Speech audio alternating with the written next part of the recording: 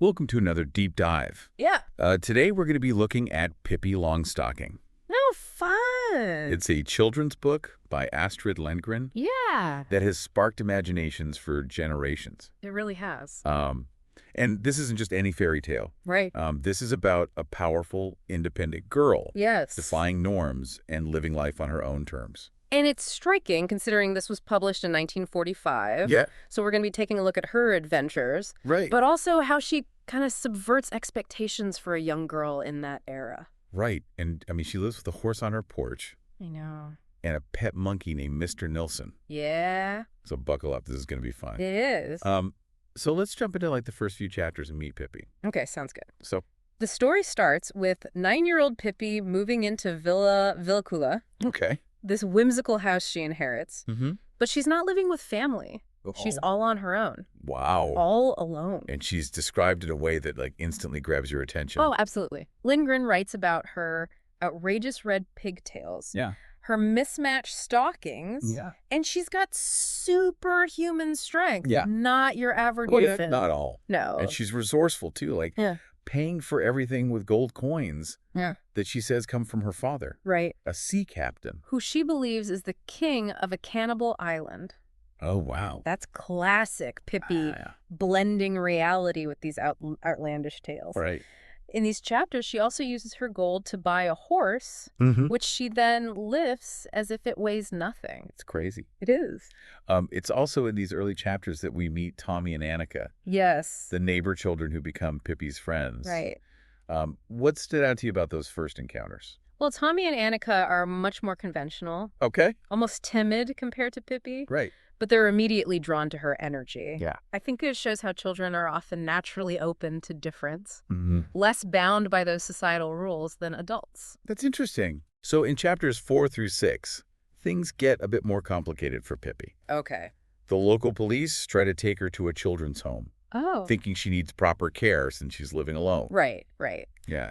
This is where we see Pippi's defiance of authority play out in such a hilarious way. Yeah. She outsmarts the officers at every turn, Mm-hmm. even tricking them onto the roof Wow. and removing the ladder. Oh, my gosh. It's clear she's not going to be controlled by anyone. Yeah. No way. So even though she's only 9, she's already rebelling against the expectations placed upon her, Yes. both as a child and as a girl in that time. Exactly. And her defiance continues when she attends school for a single day. Yeah. I mean, remember, Pippi doesn't like rules or structure. No. And formal education is the epitome of that. Right. So what happens during her brief stint as a student? Oh, it's pure chaos. Oh, my. She brings her horse to class, tells wild stories, Yeah. and even convinces the other children that Argentina has banned learning, leading them all on a joyous escape from the classroom. Oh, my gosh. It's as if she's exposing the absurdity of trying to force everyone into the same mold. Yeah. But amidst all the rebellious fun, there are hints of something deeper going on with Pippi. Yes. While she rejects traditional ways of life, she also expresses a desire to fit in with ordinary people, as she calls them. Right. This hints at a certain vulnerability, Yeah. a longing for connection, even as she resists conformity. Yeah. It adds a layer of complexity to her character. So you've got this mischievous, strong girl who loves adventure, Right. but she also wants to be accepted for who she is. Yes. What a great setup for the rest of the story. It is. Chapters 7 and 8 take us deeper into Pippi's social world, and it's a roller coaster, as always. It is a roller coaster. Yeah. One scene that stands out is when a young girl approaches Pippi, Okay. looking for her lost father. Mm. Instead of offering help, Pippi spins this fantastical tale about a Chinese man with extremely long ears Right. who steals children. Oh my gosh. Yeah, It's almost cruel, but then we see Pippi's motivations aren't malicious. exactly. Right. She admits to Tommy and Annika that she made up the story because she was afraid the girl would be sad if she said she hadn't seen her father. Oh. It's a strange act of kindness. Yeah. But again, it shows how Pippi operates outside of social norms. Yeah. Right. Yeah. Then we get a completely different side of Pippi when she hosts a coffee party. Yes. Up in a tree, of course. Of course. And Tommy and Annika. It's charming Yeah. and whimsical, Yeah. showing that Pippi can be warm and nurturing, Mm. even if her methods are unconventional. So we're starting to see a more complete picture of Pippi. Yes. Her defiance, her yearning for connection, Yeah. and her unique way of expressing love and friendship. Absolutely. And then in chapters 9 and 10, things take a dramatic turn.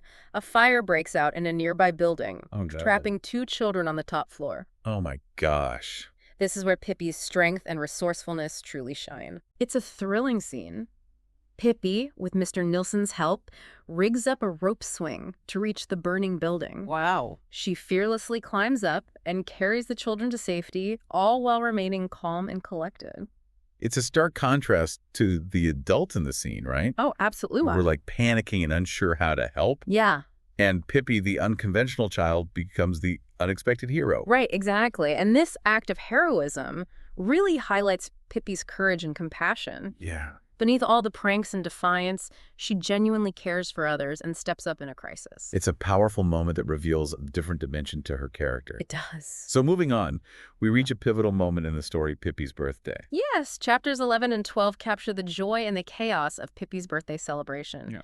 Leading up to it, she meticulously prepares, even writing personalized invitations for Tommy and Annika. Oh. It shows a tenderness and desire to share this special day with her friends. It's fascinating to see how Pippi, who often seems indifferent to social conventions, embraces the ritual of a birthday celebration. Absolutely. Tommy and Annika, being thoughtful friends, pool their savings to buy Pippi a beautiful music box. It's a gesture that highlights the genuine affection between them. Yeah, but Pippi, being Pippi, decides to turn the tradition of gift-giving on its head. Indeed, instead of receiving presents, Pippi showers Tommy and Annika with gifts. Oh, yeah. Including, to everyone's surprise, pistols. Pistols what? This is definitely one of the most talked about scenes in the book. Yeah. It's shocking, even a little unsettling to modern readers. Right. But it perfectly embodies Pippi's disregard for convention and her penchant for the unexpected. Yeah, and it sparks a lot of interesting questions about societal norms and how they've evolved. Yeah. Like what was considered acceptable in children's literature in 1945 might raise eyebrows today. Totally. It's a reminder that cultural context plays a significant role in how we interpret literature. Mm-hmm. And it certainly adds to the debate about Pippi's character. Like, is she a positive role model, a rebel, or a bit of both? A little bit of both, I think. And let's not forget the horse Pippi bought in the beginning. Oh, yeah.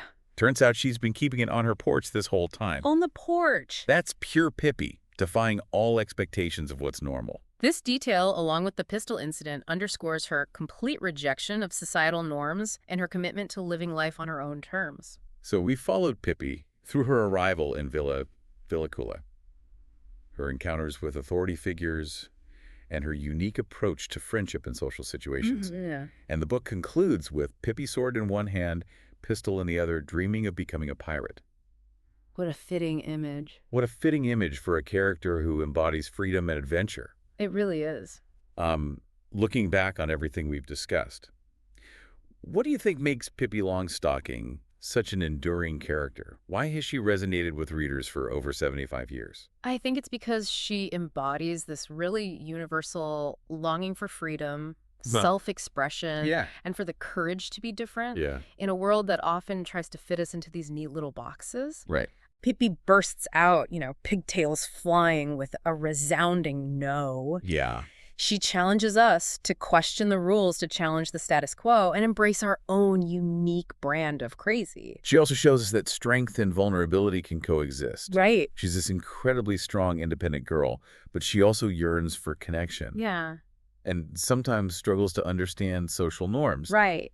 It makes her relatable, even in her unconventionality. Absolutely. Pippi's complexity is what makes her so fascinating. Yeah. She's not just a rebel or a rule breaker. Right. She's a multifaceted character who challenges our preconceived notions of what a child, and particularly a young girl, can be.